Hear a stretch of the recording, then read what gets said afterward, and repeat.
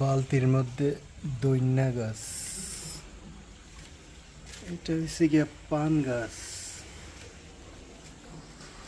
কচু গাছ, নিচে আছে ধনিয়া পাতা। এটা হচ্ছে গিয়ে লেমন ট্রি, যেটার পাতা স্যুপের মধ্যে দেওয়া হয়। কচু গাছ, এখানে অনেকবার খাওয়া হয়েছে কচুগুলা।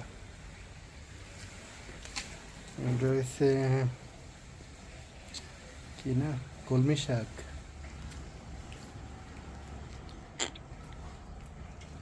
মিষ্টি কুমড়া গাছ।